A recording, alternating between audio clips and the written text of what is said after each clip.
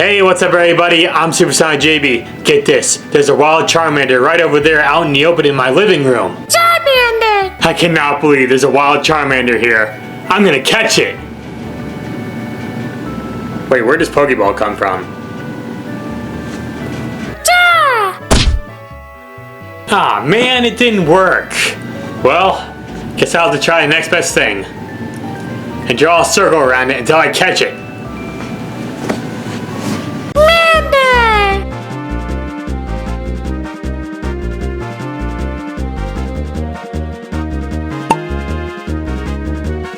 Ah, dang it!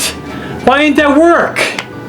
If it worked in the Pokémon Ranger games, then clearly it's supposed to work in real life, right? Ah, Pokemon. The series that gave us more Rule 34 than we can count. Pokemon's been around since 1996, which makes me feel super old. Ever since its release, it's become one of the most popular franchises ever created. It has video games, multiple animes, card games, plushies, and even toilet paper. Finally, I can wipe my ass using Pikachu's face. For real though, Pokemon's become a very successful franchise over the years. Now, first and foremost, it is a video game franchise, and it's been seeing yearly game releases for a long time now. Lots of the main series games got two different versions of a game, even though they're basically the same game, but with like one or so minor differences. See, Pokemon Blue has a single patch of grass here, while Pokemon Red doesn't. It's clearly worth a double purchase! Now, I grew up with Pokemon, so it's always held a special place in my heart. Though some of the more recent games, I haven't been the biggest fan of. Gee, I wonder why. Honestly, I've always been more of a fan of the spin-off games compared to the main titles. Most of the main games follow the same patterns over and over again, with you being a new trainer, traveling across the world, catching Pokemon, and battling gym leaders to become the next Pokemon champion, etc, etc. It just kinda gets repetitive in my opinion. In the spin-off games though, there's a lot more unique and fun ideas, like talking to Pikachu through a crappy microphone. It's right behind you, you fucking idiot! Okay, jokes aside, I've always loved the Pokemon spin-off games, like Pokemon Mystery Dungeon or Pokemon Stadium. One series that I used to love as a kid were the Pokémon Ranger games. These games were a huge part of my childhood, and I played them constantly on my DS back in the day. The games revolved around the player becoming a Pokemon Ranger who captures Pokemon using something called a capture stylus, which kinda looks like a Beyblade.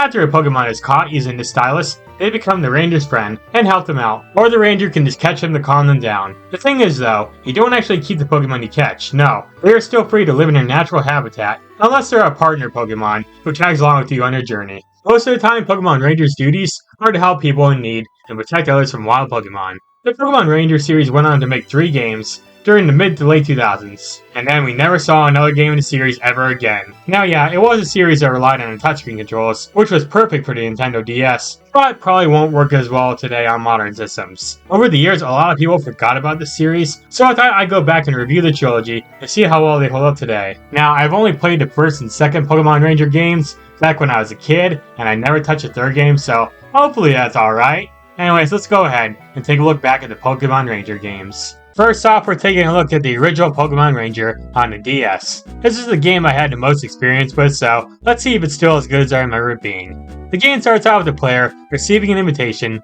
to Fall City, where they go through training to become a Pokemon Ranger.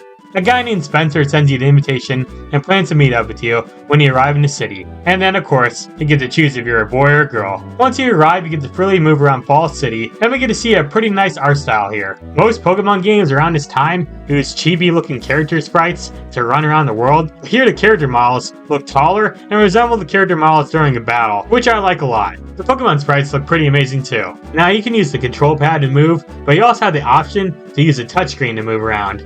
I definitely prefer the control pad for moving, but I do like how you can use the touchpad and touch an NPC from far away and start a conversation. Anyways, we meet up with Spencer, but then we see a wild Houndoom attacking a poor Minun. So now Spencer is going to teach us how to catch a Pokemon using the capture stylus. He gives us a quick tutorial by catching the Houndoom, and he has us catch the Minun. So how this game works is pretty simple. Basically, you use the DS stylus to draw circles on the bottom screen around the Pokemon that you're trying to catch. The blue number above the Pokemon's head represents how many circles you need to draw around them in order to catch them.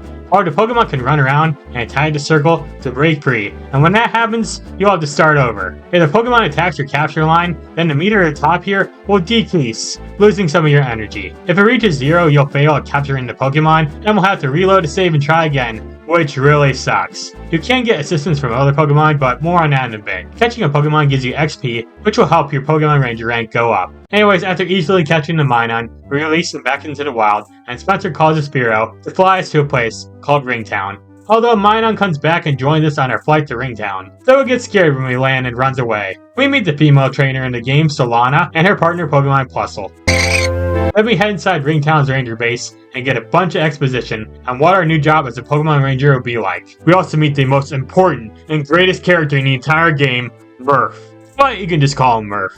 Hi, I'm SupJB, but you can just call me SupJB. Anyways, this one guy named Larry bursts through the door and asks the Rangers to help him find his lost Pokemon that he can't remember the name of in Lyra Forest. So Spencer makes our character do this mission, and they are free to walk around town and go to Lyra Forest. Once you make it to Lyra Forest, you'll catch more Pokemon along the way. Once you catch a Pokemon, your information will be added to your browser section that tells you a lot of info on the Pokemon you caught. There's also a Poke Assist option that lets you call for help from the Pokemon you befriended. Each Pokemon has a certain type of move that will assist you while trying to catch your Pokemon. Poke Assists are vital in this game because some Pokemon are really hard to catch. Your helper Pokemon will mostly stun the Pokemon you're trying to catch, so you'll have a chance to capture them. Without Poke Assists, it's extremely hard to catch tougher Pokemon, especially boss ones. Pokemon have type advantages too, so you want to use a Pokemon partner that is strong against the Pokemon you're trying to catch.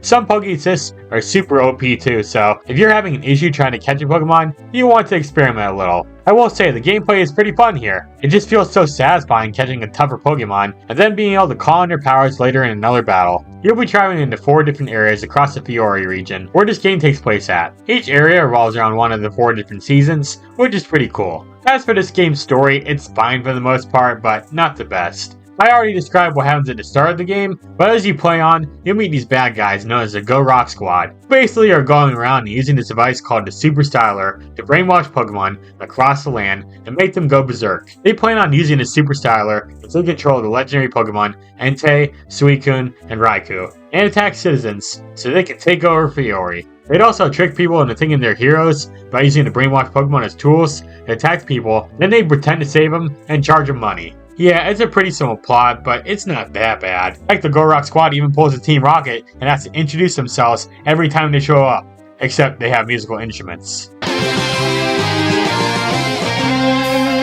Most of the game's story involves you traveling to a new area, running to a member of the Go Rock Squad, and battling some Pokemon that they brainwashed. It can get a little bit repetitive, but it's pretty fun. Heck, at one point we even get to meet the leader of the Go Rock Squad, Gordor, who's pretending to be a lost old man in the woods. At this point you get to know Gordor and learn about how he feels about the Pokemon Rangers and the Go Rock Squad themselves, even if he's just pretending to be good. Although the dude evil ass right in front of you, so it's pretty clear that he's the bad guy of this game. Thank you for the help guiding me through this forest, young man. I like this section a lot because it gives the villain some depth to their character. The story does get more interesting towards the end, when you start doing these trials and Gordor tries to use Entei, Suicune, and Raikou's powers to conquer the world, etc, etc. I'd rather not spoil too much here. Overall, the story is enjoyable, but not the best in the series. Another thing I want to mention is how you can use certain Pokemon to get rid of obstacles in your path, such as boulders or trees. It's pretty similar to how the mainline games do it, but it's cooler because you actually get to see the Pokemon do it, rather than just have their sprite appear on screen for a sec and the obstacle immediately goes away. Then there's the game's soundtrack. It's pretty cool for the most part, nothing too amazing, but still pretty good. At this point, I don't really have much more else to say about this game. Overall, it's a pretty fun game, and I'd say it still holds up today. But can the same be said about the 2 sequels in the Ranger series? Let's find out. Up next we have Pokémon Ranger Shadows of Almia. This is the second game in the series, and lots of people say it's even better than the first game. I did play this game as a kid too, but my memory of it is not that great. I definitely played more of the first game, but let's start up this game and see if it's any good still. First thing the game has you do is select our avatar. Gotta say, the avatar designs here don't look as good as the ones from the first game, but whatever. Then the game gives us a quick tutorial on how to catch a Pokemon, which is pretty much the same thing as how it was in the first game, with you drawing circles around the Pokemon a set amount of times to capture it. Turns out capturing this Pikachu was a test to get us into this school for Pokemon Rangers called Ranger School. Not to be confused with the Forest Ranger School down the street. Only you can prevent Pokemon forest fires. Don't bring a Charmander into the woods. So yeah, in this game, you're a student learning everything on how to become a Pokemon Ranger. We go inside this massive school and attend some class, and meet our teachers and classmates. And the teacher gives us some basic tutorials on how to use games menu screens and what the rules are for being a Pokemon Ranger. After that, we're free to roam around in school and talk to some NPCs. We also meet our new rival Keith and become friends with a girl named Rhythmy. We head over to the training room and the game gives us a better tutorial on how to play the game. This game plays pretty identical to the first game, with one major difference being that instead of circling around a Pokemon non-stop for a certain amount of times, you'll just draw circles around them until this bar beneath them turns yellow. What's especially nice here is that if a Pokemon breaks through the capture, you don't need to restart from the very beginning and have to circle around him multiple times over and over again. No, his health bar will stay the same, but it will start to decrease in time. The bar beneath the Pokemon is known as a friendship bar, and you receive friendship points every time you draw a loop around a Pokemon. Now in the first game you only get bonus XP by drawing more circles, but in this game you get more XP by doing things like not taking damage, catching without picking up your stylus, etc. The game also has a ranking system which grades your performance on how well you performed during a capturing sequence. S rank being the highest and C rank being the lowest. Get enough points and you'll level up. These new changes are such an improvement over the first game. There's a bigger emphasis on skill here rather than just... There's also a power charge feature where you hold the stylus down and it builds up power so you can catch a Pokemon way faster. The Poke Assist option is very similar to how it was in the first game, though this time a lot of the Pokemon are more balanced and not as bad or OP, and just like the first game, your Pokemon friends have the ability to clear obstacles in your path. Running around the game's world plays similar to the first game, with you being able to use a DST pad or touchscreen to move around. Also, in this game you can ride certain Pokemon around the map, making traveling way easier. There's tons of different areas you can explore too. Heck, you can even go underwater in this game.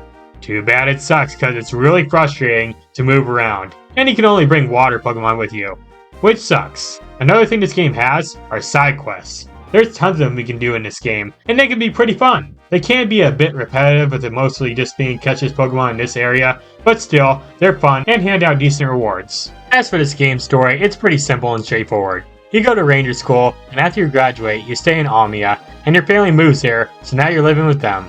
Then this evil group of bad guys known as Team Dim Sum shows up and basically take control of a bunch of Pokemon using some machines. It's pretty similar to the first game story-wise, but I think it's even better because of the new characters like Keith and Rhythmy, and lots of cool things happen in this story. Like there's a forest fire at one point, and at another point you gotta deal with lots of dangerous Pokemon infiltrating a city.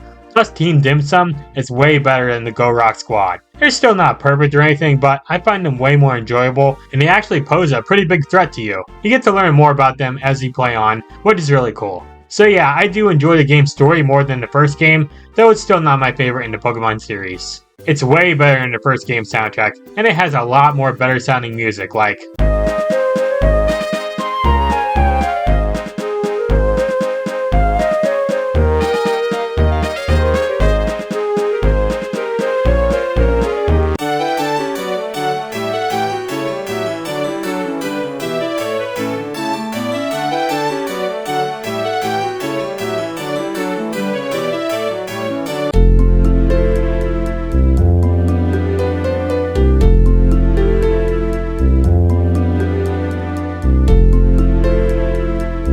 Boss fights are also awesome in this game. They're not nearly as tedious as the first game's boss fights. The Lucario fight was definitely one of my personal favorites. The game also has better dungeons than the first game had. They're way more fun to explore and have way better designs to them. But yeah, at the end of the day, I really enjoy Pokemon Ranger Shadows of Almia. It's such a great follow-up to the first game, and every DS owner should experience it. So now we move on to the last game in the Pokemon Ranger series, so let's check it out. So last but not least, we have Pokemon Ranger Guardian signs. Yeah, look at that Guardian holding a sign. Isn't he cool? Off the bat, the game's title screen is for sure the best in the trilogy. This game came out in 2010, and it was one of the last Pokemon games released on a DS. I kinda wish it came out on a 3DS too, but oh well. As always, the game asks you if you're a boy or a girl. But what if I'm a desk lamp? So then we get to watch the game's opening cutscene, taking place high up in the sky in the Oblivia region. We see these two bad guys chasing after Latios, but then our character comes in flying on a Staraptor, and then a Pidgey comes out of nowhere, and the game makes us do a quick tutorial on how to catch a Pokemon. It's nice that this whole trilogy teaches you how to catch a Pokemon right at the very start.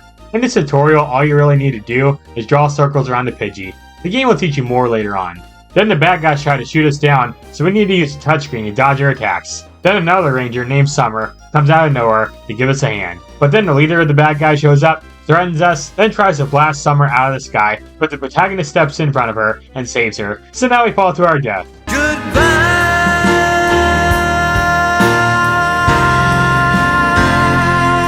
Oh, thank God we landed in water. Clearly water can stop all fall damage. Anyways, we see a Mantike in the water, and it has our capture stylus. So we play a minigame where we swim after the Mantike. Just tap the screen twice when the bar above your head fills up, and dodge the bowls, and eventually you catch the Mantike and get your stylus back. Meanwhile, the bad guys, known as the Pinchers, are catching a bunch of wild Pokemon on a remote island that's full of Pichus. One Pichu holding a ukulele escapes though. Then we see a flashback scene of the main character in Summer being told what their mission is, and why needing to stop the Pinchers from capturing and taking control of Pokemon. Really? We're doing a story like this again? Holy crap, my boy Murph is back! 'Cause I believe we can, and that's the measure of a man. Anyways, after a bunch of exposition, we wake up on a remote island and get to walk around and explore for a bit. And yes, the movement controls are the same as they were in the first two games, with you being able to move around using the D-pad or touchscreen. We run into the Pichu with a ukulele and catch it. The Pichu then becomes our partner Pokemon. So the two of us go on an epic adventure, traveling across the Oblivia region to stop the Pinchers from harming Pokemon. So yeah, this game's opening sequence lasts for a pretty long time, but it's honestly an awesome sequence.